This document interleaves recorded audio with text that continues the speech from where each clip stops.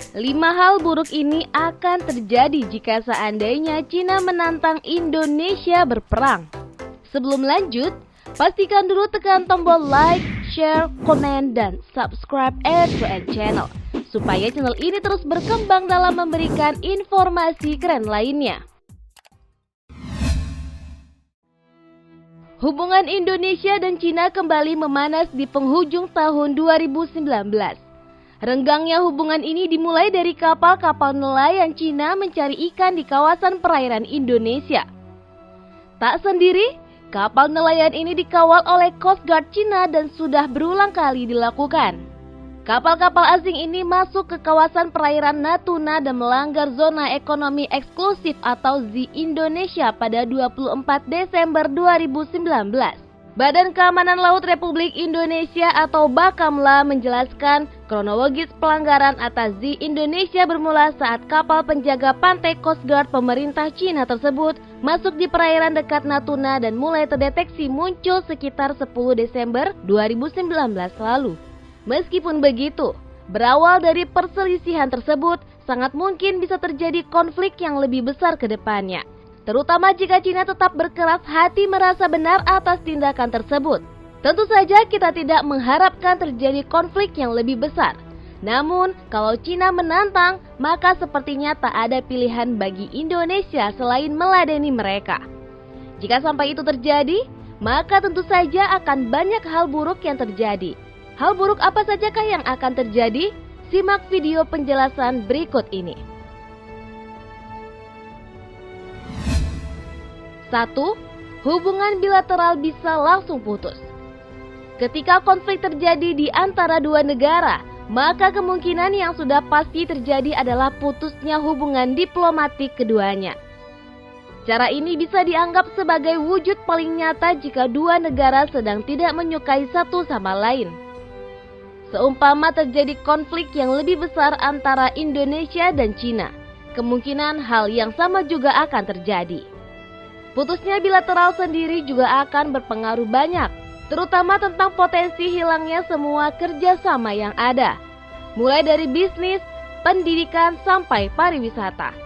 Jelas akan ada kerugian, namun sikap pemutusan hubungan seperti ini adalah bentuk ketegasan yang memang harus dilakukan.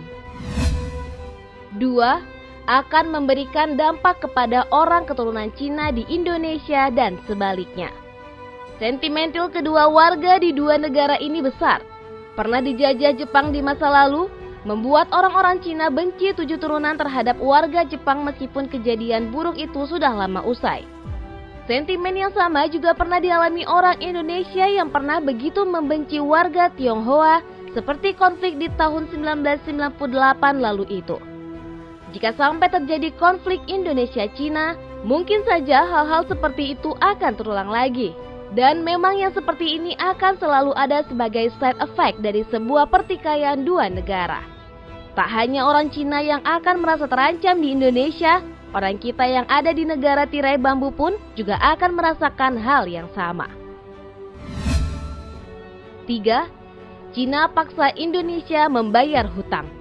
Jika benar terjadi konflik antara Indonesia dan Cina, tentu saja negeri tirai bambu tersebut akan memaksa Indonesia untuk segera melunasi utangnya.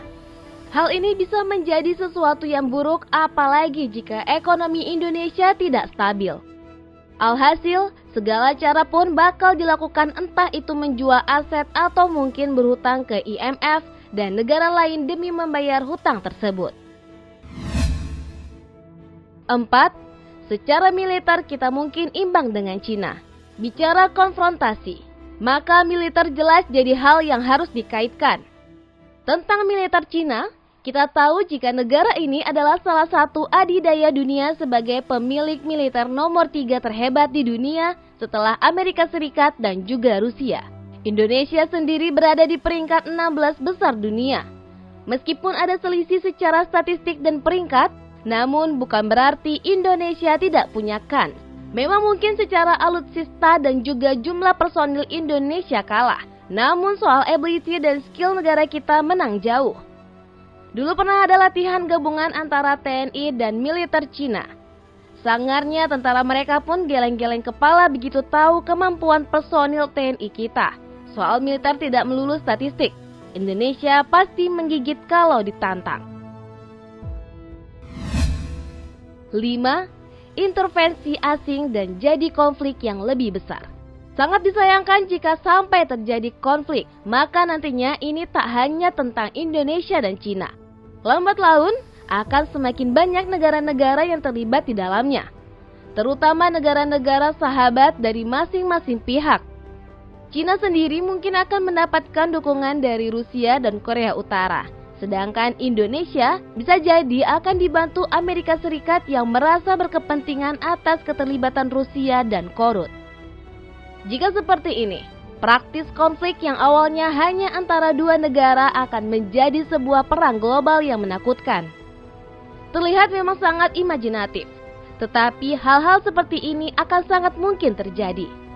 Cina sudah mulai memicu pelatuknya lewat ngototnya mereka di Laut Cina Selatan. Ketika mereka semakin sok, Indonesia harus ambil keputusan.